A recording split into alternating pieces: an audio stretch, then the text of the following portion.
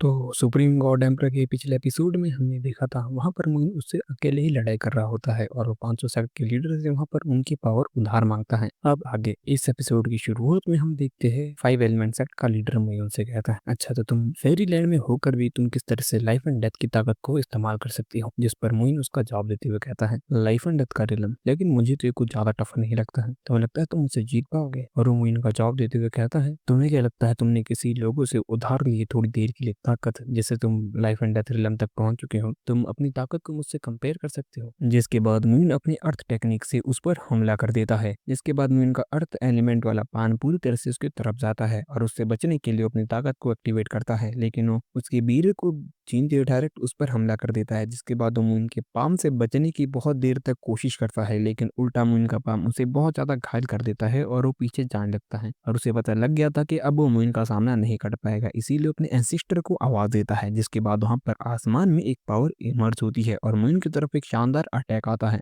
जिसकी फोर्स बहुत ज्यादा होती है, जो मून के पाम को तो तोड़ देती है, लेकिन इसके इम्पैक्ट से मून तक को पीछे जाना पड़ता है। और मून कहता है, अच्छा तो यहाँ पर एक ओल्ड फॉक्स भी है जो कि लाइफ एंड डेथ रिलम के लेवल 6 पर है। सच में मुझे हैरानी है इस बात की। तभी जैसे ही वो पर्सन सबके सामने आता है, वो बूढ़ा उसकी तरफ देखते हुए कहता है, तुम सच में कितने कमजोर हो चुके हो, तुम्हें मुझे बुलाना पड़ा यहाँ पर एक्शन लेने के लिए, वो भी एक 10th लेवल के फेरीलैंड के पर्सन से लड़ने के लिए। सच में तुम पैथेटिक हो। जिसका जवाब देते हुए 5 एलिमेंट का करंट लीडर कहता है, एंसिस्टर आप इसे हल्के में मत लीजिए, इसने उन तीनों जीनियसेस को मार दिया, वो भी बूफिंग डोंगटियान के साथ। इतना ज्यादा हल्के में लेने लायक नहीं है, पता नहीं इसके एक्सपीरियंस पावर है। जिस पर वो उससे कहने लगता है, तुम सच में ट्रैश हो, तुम्हें लगता है कि मुझे ये चीज रिमाइंड करने की जरूरत है, तुम क्या मुझे अपनी तरह कमजोर समझते हो? जिसके बाद वो सामने सभी सेक्ट के लोगों को देखता है और कहता है, और तभी उसको फायर सेक्ट की लीडर देखते हैं जो कि उसे पहचान जाते और कहने लगते हैं, लेकिन ये ऐसा कैसे हो सकता है, ये यहाँ पर अभी तक जिंदा कैसे है? जिसके जवाब पर वो आदमी कहता है, तब तुम्हारा बाप भी पैदा नहीं हुआ होगा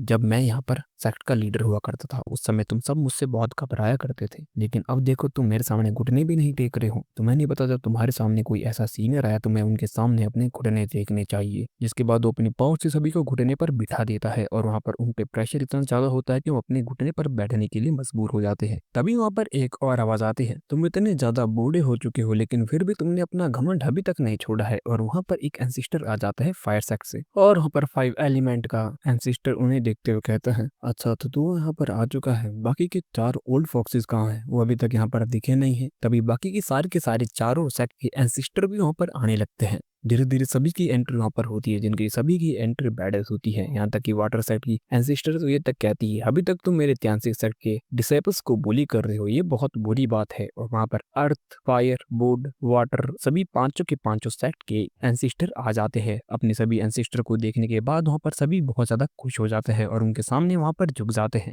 और वहां पर मुइन भी उन्हें देखते सोचने लगता है, तो अच्छा इन 5 मेजर फोर्सेस के पास भी अपने एंसिस्टर्स है, ये तो अच्छी बात है। जिसके बाद मुइन आगे सोचने लगता है, तो क्या ऐसा हो सकता है वो लेजेंडरी मैन अब तक जिंदा हो? जिसके बाद वहां पर 5 सेक्ट के एंसिस्टर वहां पर कहने लगते हैं, मुझे लगा नहीं था कि इतनी आसानी से प्रॉब्लम सॉल्व हो जाएगी, हमारी यंगर जनरेशन सच में टैलेंटेड है, उसने 5 एलिमेंट सेक्ट की इस प्रॉब्लम को आसानी से सॉल्व कर दिया। जिसके बाद 5 एलिमेंट का एंसिस्टर उनसे कहने लगता है, तुम यहाँ पर इस तरह से कैसे कर सकते हो? तुम्हें लगता है कि तुम अगर तुम्हारी यंगर जनरेशन ने हमारे टैलेंट को मार दिया, तुम मेरा क्या बिगाड़ोगे? तुम मेरा कुछ नहीं बिगाड़ सकते। और अपने पावर से उस पर हमला कर देता है। जिसके बाद पांचों सेक्ट के लीडर अपनी पावर को एक साथ मिलाकर वहां पर उसकी अटैक से बचने लगते हैं। नीचे बाकी सेक्ट के लीडर्स भी अपने डिसेबल्स को अपनी ताकत से वहां पर बचाने लगते हैं, लेकिन फिर भी डिसेबल्स पर वहां पर उनके अपीयरेंस से ही और लड़ने की पावर से वहां पर बहुत ज्यादा दबाव का सामना करना पड़ रहा था। कुछ लीडर तो यहाँ तक भी कहते हैं कि इस दबाव सच में बहुत ज्यादा है, डिसेबल्स की तो वहां पर हवा टाइट हो रही थी। तभी वहां पर एक फॉर्मेशन एक्टिवेट हो जाती है और फॉर्मेशन से निकलता है एक पर्सन, जिसके अपीयरेंस से वो भी 5 एलिमेंट का ही एक पर्सन लग रहा होता है। सामने आते ही वो सबसे कहता है, मैं भगवान हूँ और भगवान के सामने सबको झुकना चाहिए। जिसके बाद वो अपना एक अटैक से ही सबको घुटने पर बिठा देता है, यहाँ तक कि एंसिस्टर को भी अपने पीछे हटाना पड़ता है। जिसके बाद एक एंसिस्टर कहते हैं, अच्छा तो तुम हो लुओ टियान, 5 एलिमेंट एम्परर के सन।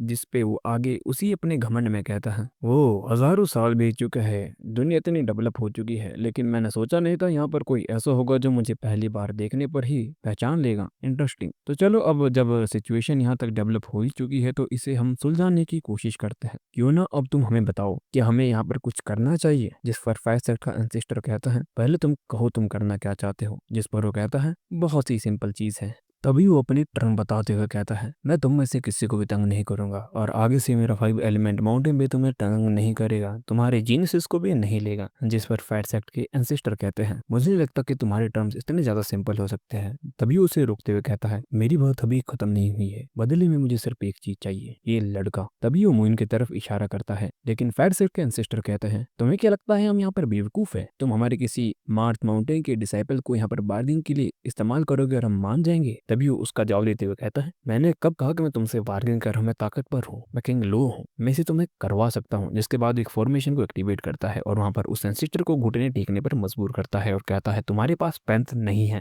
जिसके बाद वहां पर हम देखते हैं मोइन आगे आकर कहता है, ठीक है, मैं तुम्हारी बात मानने को तैयार हूँ और तुम्हारे साथ 5 एलिमेंट पैलेस चलूंगा। और तभी ये चीज सुनने के बाद हर कोई यहाँ पर हैरान होता है, लेकिन तभी वहां पर 5 एलिमेंट सेट का एल्डर आकर उसे मोइन को वहां पर टेलीपोर्ट कर देता है। जिसके बाद 3 लोग उनसे जाते वक्त कहता है, तो चलो ठीक है, अब हम अच्छे ट्रेन टाइम पर हो गए, तब तुमने मेरी पॉलिसी को मान लिया है, तो अब आंदा से हमारे तुम्हारे साथ कोई दुश्मनी नहीं है। और वहां से चले जाते हैं और इसके बाद वहां पर बहुत ज्यादा गुस्सा आ जाता है उनको जाते हुए देखकर फायर एलिमेंट के एंसेस्टर को। जिसके बाद वो गुस्से में वहां से जाते हुए कहते हैं, तुम चारों के चारों ओल्ड फॉक्सेस, याद रखना तुम्हें फ्यूचर में पछताना पड़ेगा जब तुम्हारे सारे के सारे जीनियस को 5 एलिमेंट बैलेंस ले जाएगा, और तब रोते हुए हमारी फायर सेक्ट वालों के पास मत आना। और वो गुस्से में वहां से अपने डिसर्वर्स के साथ चले जाते हैं और इसी के साथ एपिसोड यहीं पर खत्म हो जाता है। सच में गाइस, आज का एपिसोड बहुत ज्यादा इंटरेस्टिंग था और 5 एलिमेंट वर्ल्ड के पावर स्ट्रक्चर के बारे में भी हमें पता लगा, किस तरह से 5 एलिमेंट बैलेंस वहां पर पूरी तरह से डोमिनेट करता है और पांचों फोर्सेस मिलकर भी उन्हें किस तरह से हजारों सालों से नहीं हरा पाए। और मून के साथ होने के बावजूद जब वो उन्हें हराने वाले थे, उनके एंसेस्टर्स ने आकर उन्हें फिर से जिता दिया।